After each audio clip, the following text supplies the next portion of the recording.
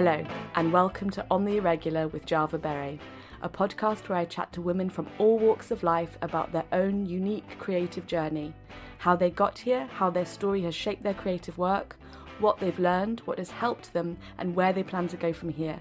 It's an irregular journey for so many of us, and I am delighted to offer a platform to share these fascinating stories and wells of wisdom. This week, I'm chatting to Saima Kaur, an embroidery artist living in Hebden Bridge. Saima spent time at boarding school in India, where she first learned how to embroider. Little did she know that years later, embroidery would become her main channel of work and expression. As Saima tells me her story, we touch on how our clothes reflect our state of mind, being the parent of a child with autism, and the value of community. Welcome to our conversation.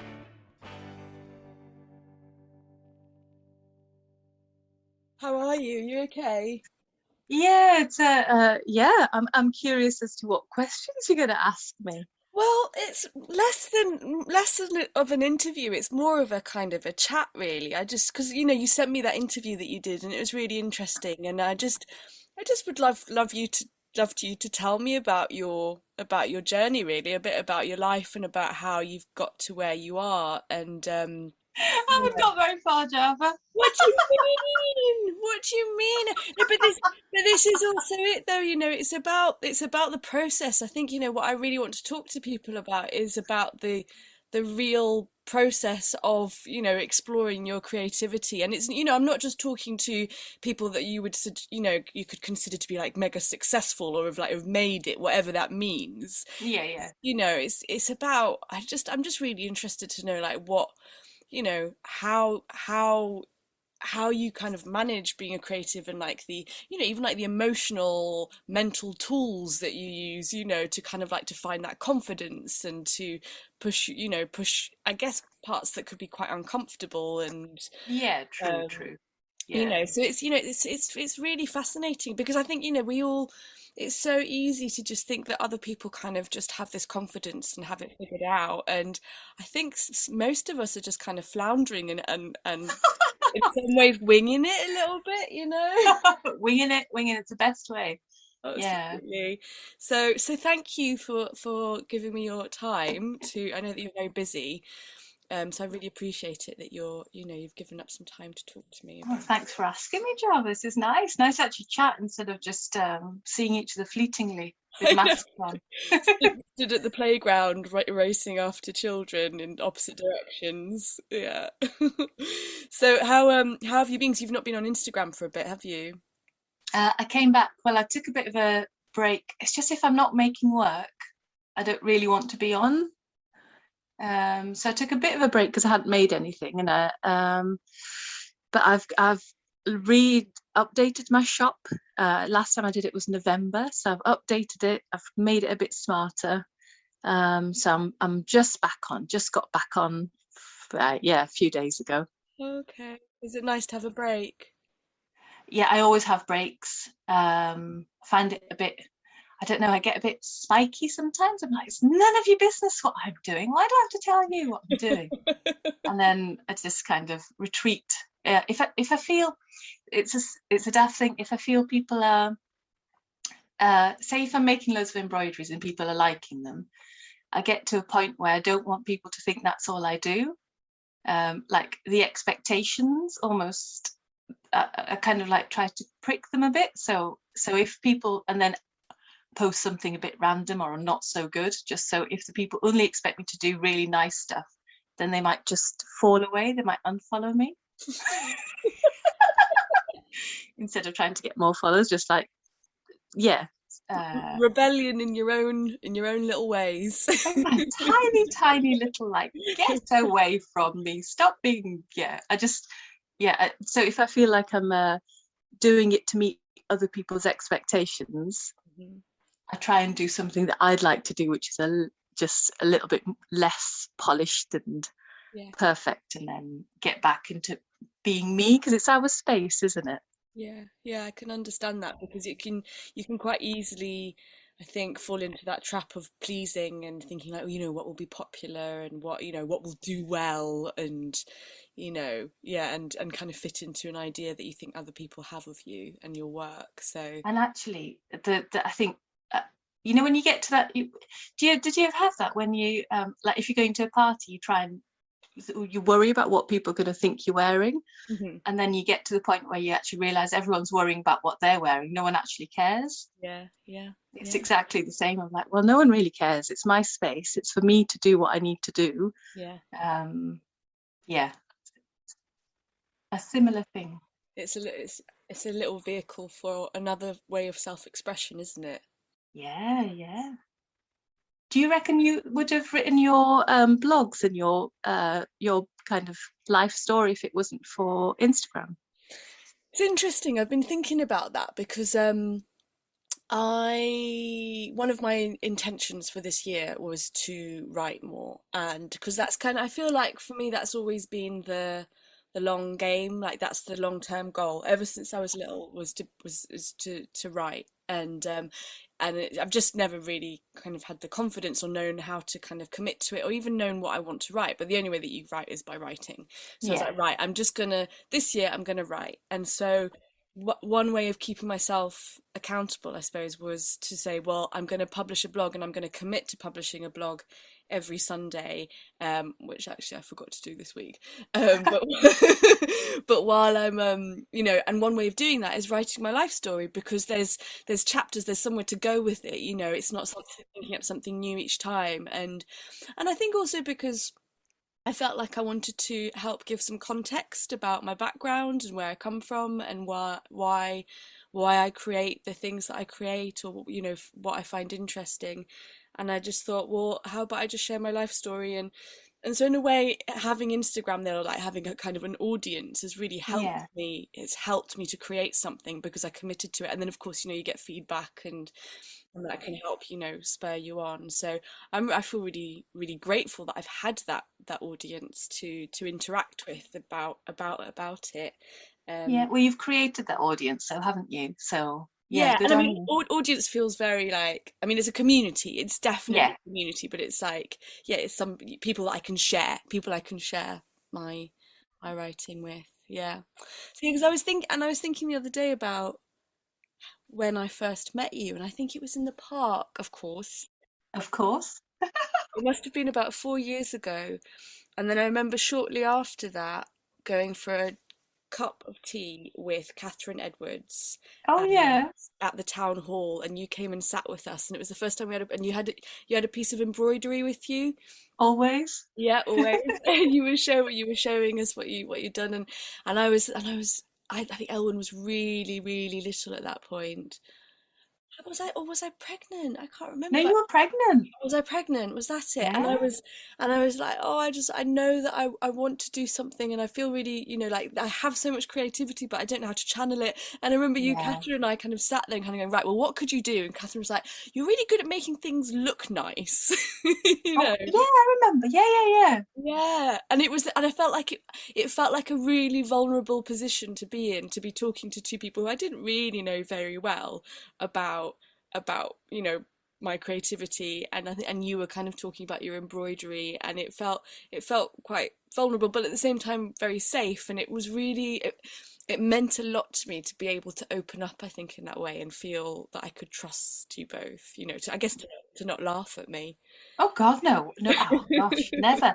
And I think that's the nice thing about women who've had, I mean, whether they choose to have children or can, obviously. But when you've got little ones, and life changes, doesn't it? There's always that massive shift between who you were before, and it's that transitional space in between, which is the hardest but the most exciting as well. It's when you're kind of going, but what could I do? What could I do? What could I do? I've got all this, like you said, this creative like energy in you, but you kind of wait. It's kind of in, isn't it? It's kind of just bubbling away, and it's quite frustrating in a way. Yeah, very frustrating. I think that's what I felt exactly. I felt like there's this stuff that just needs to come out. And Yeah, it's yeah. mad, isn't it, that it often happens when you've actually got the least time and the least energy. I think it's like a liminal space almost. It's like, just before you go to sleep, you have that space where you kind of almost lucid dreaming, but you kind of, everything comes up to the surface. I think it's that kind of that kind of space in life where you're going from one being to another, like being, you know, pre-mum to post-mum, if people, or whatever the transition might be. But it's that where that area, that space is where all this stuff comes up, and you have to.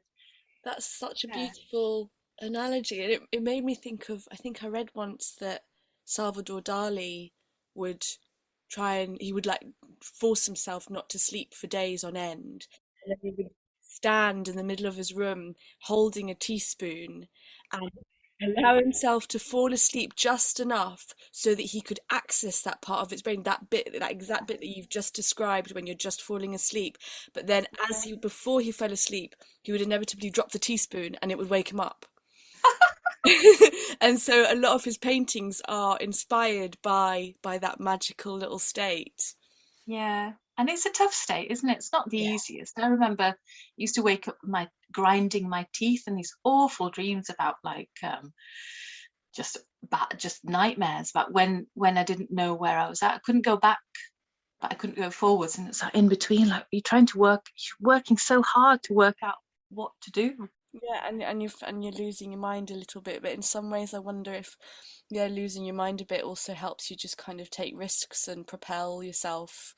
And Yeah, I know it's because I know that that's motherhood's been a big part of your creative journey. But before we get to that, I'd really love it if you could tell me a bit more about like your early life and your background, your family, and a bit because I'm really interested in I think in family expectations and school expectations and how that influences the choices that we make later in life when it yeah, comes to, you know, to work and financial stability and creativity. And so I'd love it if you could tell me a bit more about yours. well, my mum's family came to England so my granddad, I think he came in 65, and then my gran came with my mum, who's 3, and then 2 other children in like 67, or I don't know, a few years later. So my mum grew up here, and then at 19 she got married off, as they say, in India to a man she'd never met. So originally like my mum's family's from India, and then they came here when she was very little. So she grew up here as a first generation immigrant, had all those her own experiences of being like the good girl. And then I know my grandparents worked all the time, so I'm not entirely sure how they managed it. But at 19 she was married off, and then my dad was in the army. So for her, so I'm kind of going back to think. It's only recently I've started thinking, God, that must have been so awful for her.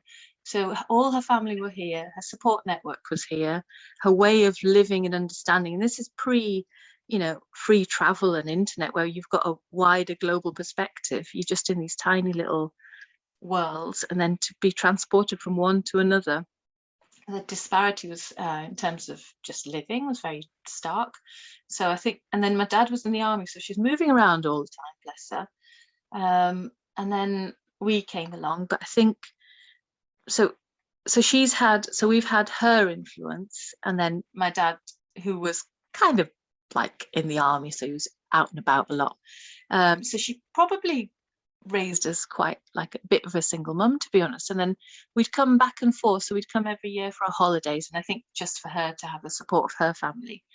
And then so I'd had some link. So I was born here, my brother was born here, so my mum could actually be, with her family when she had very young children, and we'd come every year. So I had like fairly okay understanding of English and England, but then in India we'd move around a lot, and so eventually they sent me to book. Well, I read Mallory Towers, and I said I really want to go to boarding school. It sounds amazing, and it was amazing. So I went at 11, having done lots of travel already, which breaks your roots in a way. So it makes you really good at adapting, makes you really good at forging links very quickly and being part of the world.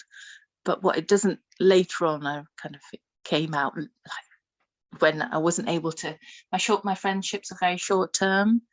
My sense of belonging was very short term, but that was later. But in those early years, boarding school was like 3 years in India, in this army boarding school. So it wasn't like a posh one, but it was brilliant because finally I had like all my peers and my teachers, and it was this beautiful place up in the hills, and it was amazing.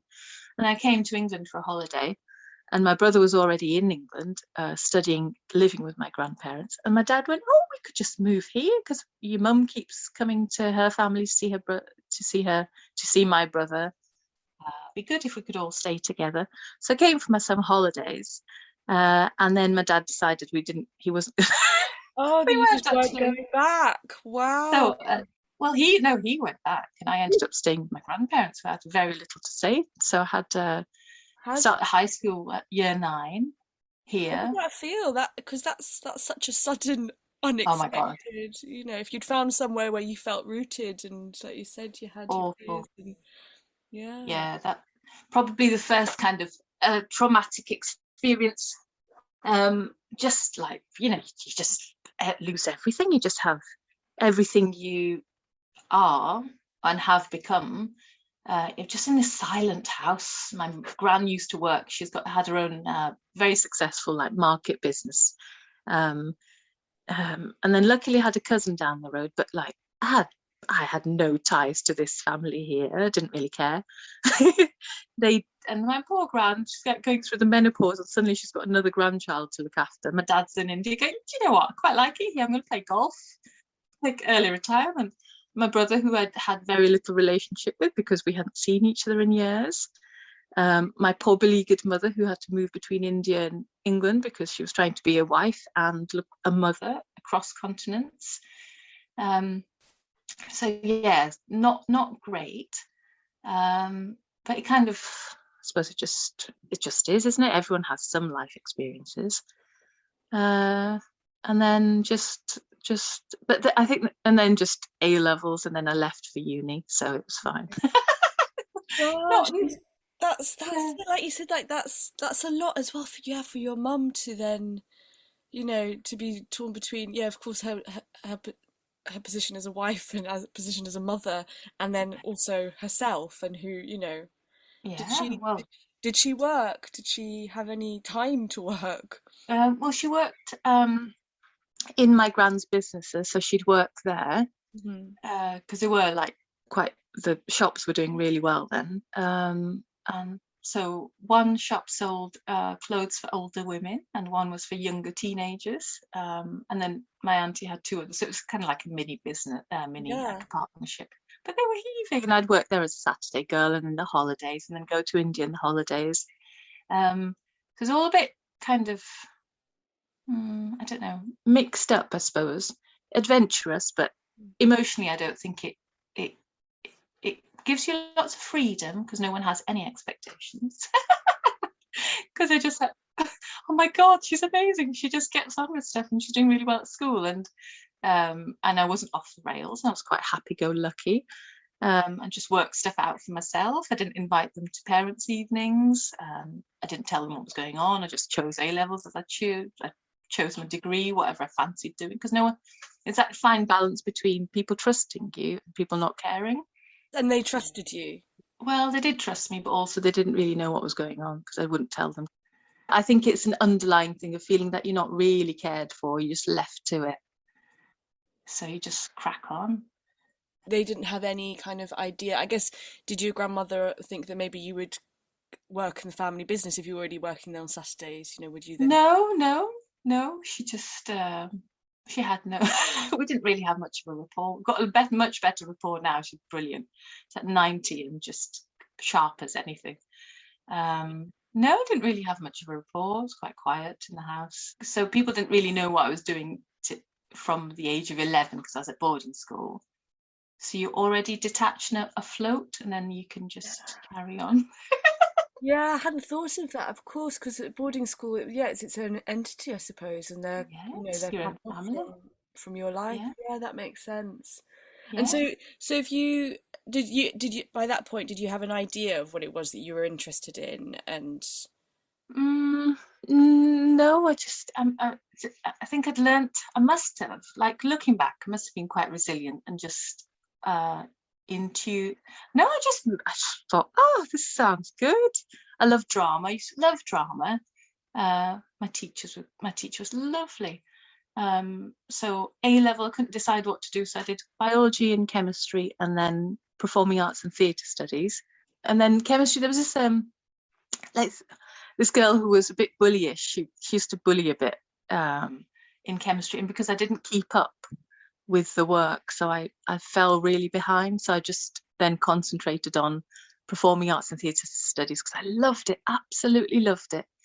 And then I went on. I did apply to do theatre studies. I did 6 weeks at where was it, in Surrey? God, I can't even remember. Anyway, I left because it was too posh for me. And then I went to Nottingham to do contemporary arts, which was just, again, it's kind of like really freeing. Do what you like. Hardly any lectures. Lots of critical theory. Do what you like. Not many boundaries. Which is, again, it's got that.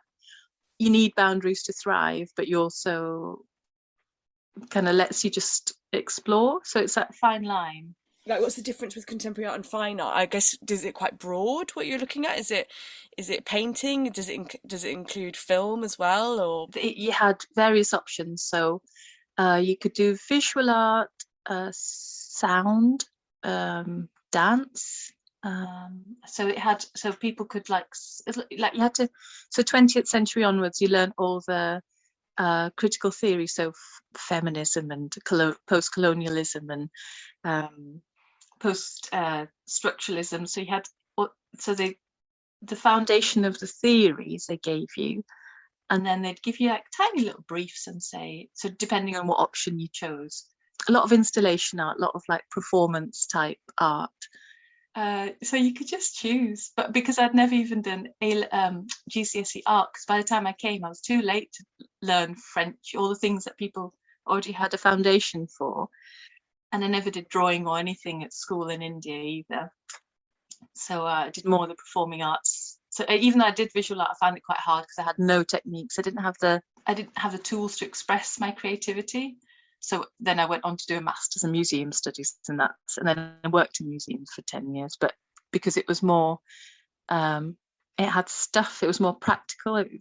I left contemporary art thinking I love the critical theory, but it's just, I don't know how to be an artist. I don't want to be an artist. It's just too wild.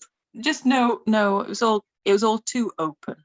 Yeah, I can see that. Yeah, it's like, in a way, what do you choose? How do you choose? I think I can probably relate to that. I think that's possibly what I felt, was like, well, I don't know where to begin really. So, and so I think that's why I ended up going to drama school, because it's like, I'll just do something totally different that, because I can't even begin to get my head around it. And I guess museum studies, you kind of know where you stand. I guess, what are the options for museum studies? Is it curating and so curating, community side, you can go into outreach and education, curating, conservation, what else?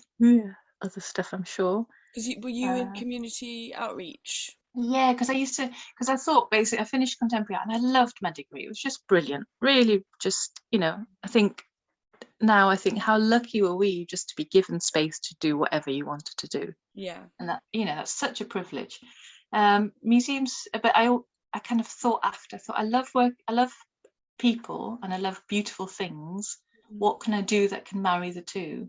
Mm-hmm. So I did community outreach, so taking collections to people, bringing people in. So that kind of lovely bridge between animating collections and making them real and getting stories out of people and seeing people's responses to them, and just not being in spaces where you've just got dead stuff in cases, but you've actually got people who are alive and well and have interesting lives and stories and responses to the work. I can see how that's fed into what I see in your work, like the stories that you tell in your work, and because I saw I don't want to get ahead of myself, but I went to see your exhibition at Bradford, and it felt really vibrant, and it was telling your story and you and your daughter and becoming a mother, and it felt I don't know what the word I'm looking for, but it felt like it didn't feel like I was just like a stuffy, like a Oh, stuffy exhibition. It felt really like a conversation. I don't know. It felt, yeah, there was something very alive about it, about your textiles and your thank you. embroidery. So I guess so. You worked for 10 years. Was it in Leicester and then Nottingham? Yeah, pretty much, yeah. And then we decided to move back to Hebden because my husband's from around here. I'm from around here, Huddersfield. And then because my daughter was diagnosed with autism age 5, although she's always had she's always been away with fairies and quite difficult. The first few years were quite difficult. Yeah. So we moved here just because it's amazing, isn't it? We all wanted to just come back home, I suppose. My husband was like, right, I'm not living in Leicester. We're going to have a richer, more interesting life. We're going back because he missed the hills, he missed nature, and I was just becoming more and more insular and kind of didn't have depression, but I was so you've seen me walking around. I'm quite like wearing colourful clothes. Yeah. So my point of knowing that I wasn't doing great, I remember sitting in front of my wardrobe and going, oh my God, it's full of grey clothes. How did I get to this point? And it seems like a trivia point, but it's kind of like an expression of Oh, completely. I can completely see that. And like, yeah, I see you walking around with lots of bright yellows and reds and pinks and so vibrant and bright. Like Saima in grey does not make sense. that's what had happened. Yeah. And I'd do the same thing because the younger one, because she only had, and I was just so in tune because when it's your first child and they're not thriving and they're so vulnerable and and your first time mum and you don't, and people are saying, oh, what's up with her, why isn't she talking, don't you read to her, Hmm. do you not, and just like at nursery she'd just be slumped in a corner and just all this stuff. It was just quite hard to deal with, so I retreated, and then thank goodness we moved to Hebden. Because it's a great place to bring up kids, because there's that outdoor space and there's the community, and I can imagine as well with your daughter having, and that she has some special needs, you need that even more because, like, because you're out and about all day long. You're always around. She's too noisy at home. She's a bit of a night when she's at home. She's really noisy, and because she's nearly 13. She's 13 next week, so she makes a lot of noise, and she runs up and she wants to eat everything because she's bored because she can't read or write, and she can't draw. Or she hasn't got any interest apart from watching telly and eating. So when you're out, she's just transformed. She's quiet. She's just looks at trees, and she's willing to do lots of things, and just yeah. So that's why we're out. It's much easier than being in. Hmm. You're saying that your wardrobe was full of grey clothes. I mean, that understandably there must have been a lot of emotions happening within you, a lot Yeah, to deal with and try and process, really. yeah. So on the way to on the way to work on the train, I'd cry every day. At night, I'd cry every day. But got through it. And then as soon as you've got a diagnosis and you accept it, it's like, and then Hebden, everyone understands what autism is. So if she did have a lie down and a tantrum on the floor, they'd be like, oh, do you need any help? Are you okay? As opposed to, why is she there? Oh, she's weird. Yeah, it's not nice to bring kids up in a place where people don't understand. That makes a massive difference. Just simple things like if we go to a cafe, I have to keep hold of her so she doesn't run off. So just being able to order, go to the table, and then bring you stuff. It's a small thing, but it just relieves so much stress because people are in tune with thinking her hands are full, literally. So we'll take the things for her.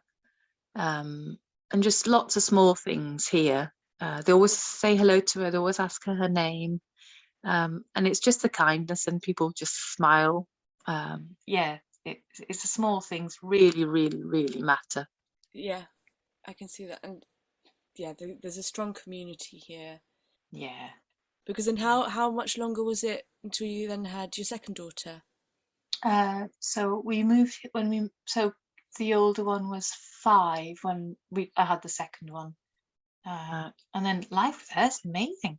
She can do all this stuff and all this, and suddenly I can have like friends who have children as well. And then the children grow up together, and your friendships grow, and you can just be a part of the world. Yeah.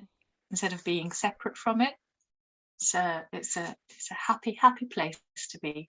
And so when did you start creating your own embroidery? How did that come about? So we moved here, and I remember unpacking stuff. So I'd never made anything. So when I was at boarding school, I did textiles as one of my extracurricular, and I loved it. Well, when I say textiles, cross stitch and then hand embroidery, and I loved it really. Like I got special mention and I got prize, and once I failed because it was the Sanskrit teacher who used to teach us the embroidery as well. Once I failed Sanskrit by a mark, and she gave me an extra mark because I was so good at my sewing at aged 11, 12. And then when we moved here, I didn't do any. I had no access to.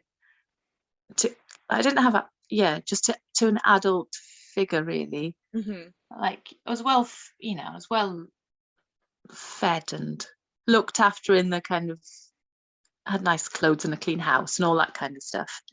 But emotionally, there was no input, or creatively, there was no input, or even conversation. So anyway, I didn't do, when I moved to England, did nothing until my late 20s, just before the older one was born, where there was a short course, and I had some time to do it, and it was 6 weeks of embroidery. And I was just like, oh my God, muscle memory is an amazing thing. I could do these stitches I didn't even know the names of. I'd done them when I was 12, and I was like 29 then, going, my gosh, how does this work? And then didn't do any until we moved back. And then I was on maternity leave forever. So I'd had to give up my job in museums. I moved here, couldn't find any childcare for the older one because she started special school. So essentially I'd lost a career. I had a little person in a new place, which was exciting, but also, you know what it's like when you're just with them all the time without any sense of where what your future can bring. Yeah. That fear, just the same as you had in the cafe. Yeah, because it's like, is this going to be my Groundhog Day forever?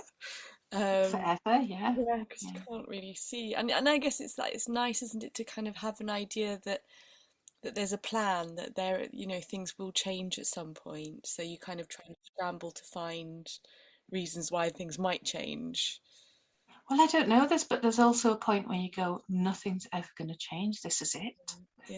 Yeah. What am I going to do? Like, I remember this panic. Like, I'd wake up, my teeth would just be grinding. These nightmares of just not knowing, just like, and shame. I felt so much shame, thinking, oh, would people would say, I mean, luckily here, we're quite lucky because I don't remember anybody asking me, what do you do? It's like, oh, what's your name?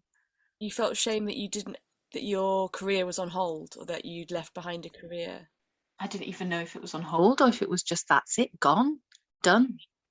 So anyway, I started doing a bit of embroidery just as something, because when I was unpacking all the stuff, and I was like, oh, I remember these postcards. We used to travel, and I used to really be into museums and collect beautiful things, and I was really into textiles. And then I just started making slowly, and then kind of found something that chimed completely, and then eventually joined Instagram, I think about 2017, which is a massive thing for me, thinking, oh, I'm going to share my stuff. You know what it's like. Yeah. You have to share and you're scared. Yeah. And then the feedback, and I started doing a few talks, and then I decided to start doing workshops. So I was like, what can I do? Yeah. I think when things are going better and your headspace starts clearing a little bit, it's like you can't be stuck in you just can't. That stuck place is just so pernicious, isn't it? It's just such a bad place to live. But slowly, it's just like, right, what is it? Don't worry about what you can't do. Think about what you can do. So so I just concentrated on what I can do, and slowly built up my confidence, and then just step at a time, gone on. So I suppose not having like strong parental influence. Not obviously, I'm very loved by my parents, and but not having people telling you what to do all the time. I've had to do a lot of self-talk, I think, all through my life. Yeah, that's kind of what I was gonna ask or just comment on that. You were saying I had, a clean house and like nice clothes and was fed, but it sounds like you didn't have an adult who was helping support your internal world. And then you just said that, you've had to do a lot of self-talk. Sounds like it's been very much like you carrying yourself, you parenting yourself in that way, in that aspect of, Yeah, not in the other way, but in that kind of, yeah, the internal world, your inner home, your inner, developing the parts of you that you like and you enjoy and that maybe you're good at. And I really love that you were able to kind of in a way mine your childhood and that's that thing that I really love doing, and that's become, years later, it's become a whole world. And yeah, yeah. And I do sometimes, like, I do talk to myself and that, and I've got a very practical, slightly eccentric husband who's just like, just get on with it. Because I think if I didn't have that, I'd probably be a bit like, oh, poor me. So like, just get on with it. God, why you just do it. So he's a doer, and he does interesting, fun stuff, and so it pushes me to just go, all right then, all right, do I have to? Okay. that's so valuable. I think a lot of creatives need a doer in their life who's just like, oh, just stop overthinking and just get on with it. And then once you start to doing it, then you'll figure it out. Yeah.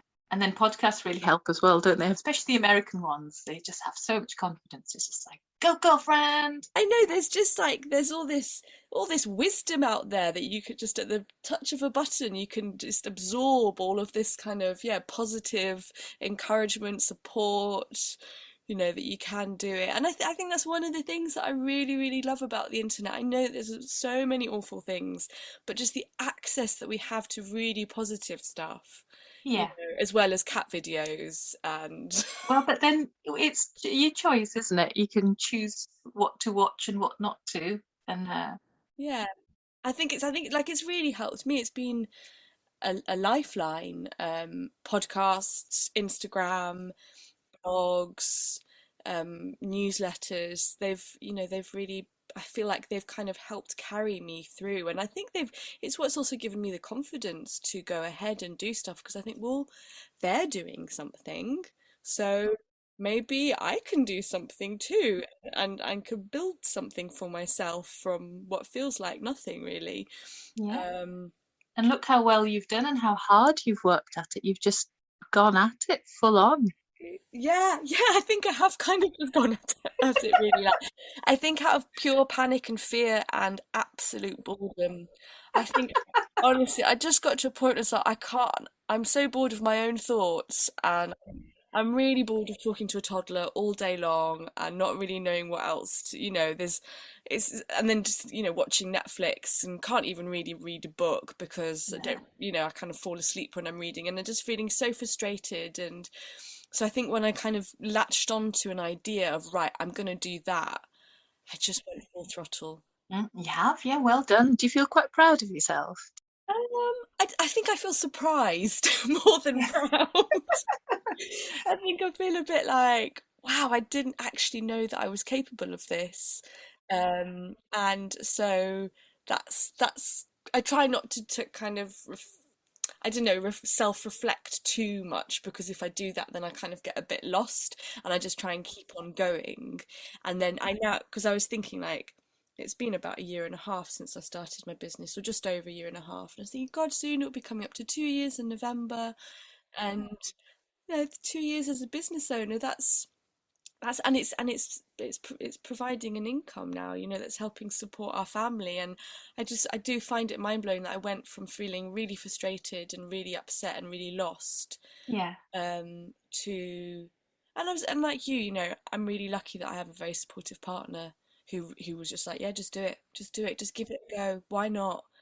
And so I did, because there's always a reason not to do it, and I'd absolutely. kind of given Yeah. up.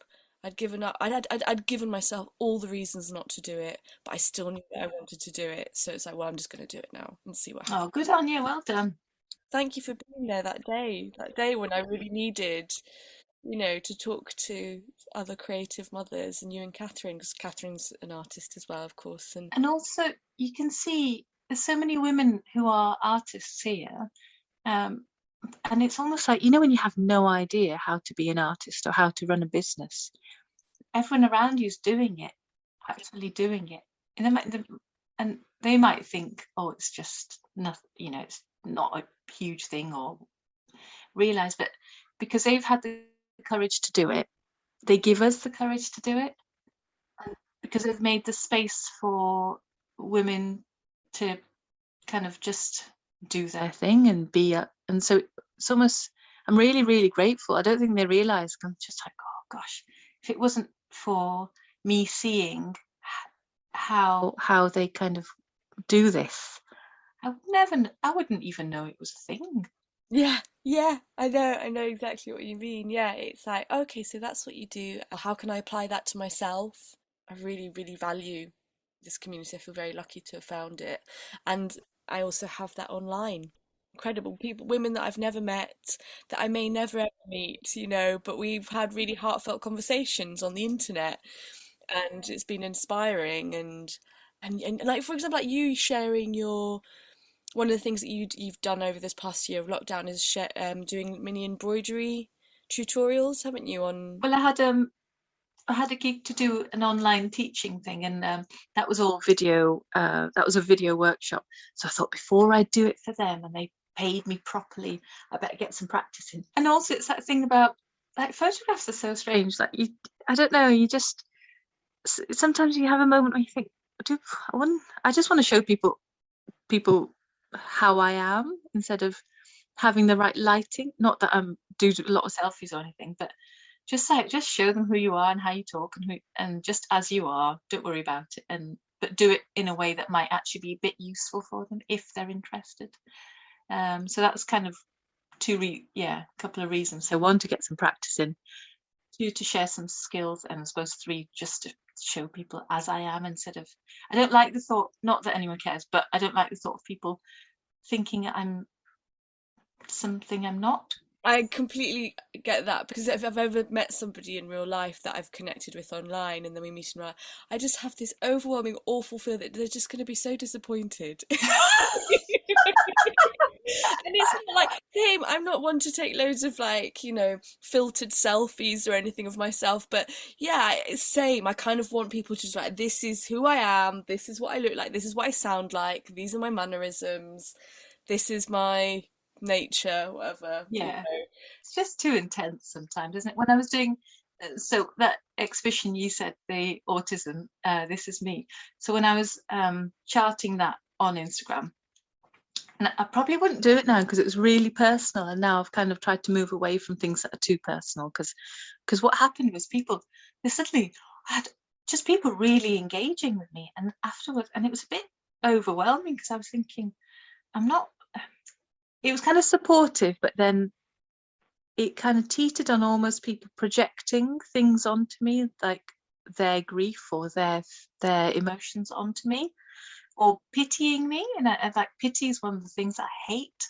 So it's like a top hate. And I don't want anybody's pity ever, or give people pity. And it was that, like, fine line of thinking, oh, I don't really think I like this. I don't know you. You're not a friend. Like, stop thinking you know everything about me, because you've made yourself vulnerable. And I know it does open people up, and there is a definite space for it. But I think after a while, I was like, okay, I'm done with this. I don't mind sharing few things every so often, but not, I think whatever, if your boundaries are, you kind of have to just reinstate them. Yeah, it's as soon as you share something, I guess you're kind of opening up the gates for people to interpret it how they want to, or project however they want to. And so if it's anything that you feel kind of very strongly or raw about, then Yeah. it can be, yeah, it can be quite a difficult thing to put out there and to then have to receive that. Yeah, and just that over familiarity. Some I've got some really lovely, funny friends on Instagram, but sometimes some people can feel a bit over familiar. That's when I have to. I do quite a lot of course correcting and checking. If something feels a little bit not quite right, I'm quite good with going by my instincts and thinking, nah, I need to just check this and check yourself before you wreck yourself. And so how are you going forward? Are you going back to teaching? Are classes opening up again, or? Yeah, so I've done a couple of teaching things over lockdown. Teaching's gonna start, so community teaching, but it's actually been really nice to take a break from it, because it's I go into community centres to teach, but because I don't drive, it takes I love the teaching in itself, but for the 2 hours, it pretty much takes a lot of hanging around, and then trains, and then setting up, and then tidying up. So it's nice just not to do that for a while and just focus on making art and kind of becoming an artist. I think this is my first year where I've kind of go, people say, what do you do? I'm like, oh, I'm an artist. It feels quite nice. Yeah, but absolutely. Yeah. Commissions are going well, and I've got another collection coming up, and some fabric. I'm working with someone called the Monkey Puzzle Tree for next year. Hopefully that should be out. Collections with the shop floor project for, I think, winter again. And then like interior designers are beginning to gently ask for things. So it feels like, I don't know, that confidence. I'm building a bit of a confidence, and then see how my shop goes. But I'm not in a rush, so I've just updated my shop, but I won't be updating it until October again, because I don't like to do lots of things. This is I don't know whether this is arrogance creeping in, but again, it's one of those, I don't want to just make things for the sake of making it. I always like to, there's no rush, 43 now, and actually there's loads of time, and I want to do things gently and properly, instead of having this, just doing things for the sake of doing them, because I suppose with my caring responsibilities, I've got to be quite present with my older one, and I've got to have the energy to take her to the park and make sure the cooking's done, and all the kind of extra caring things that I have to do longer term. So I kind of make sure that I preserve my emotional and physical health first, and then work is alongside, but never, unless it's like a deadline or something, it's not to replace it, because that's my caring responsibility is a longer term, so I don't burn out, or I'm useless to anybody. Yeah, that sounds like very wise self-care. Well, I've had a lot of practice, nearly 13 years, so.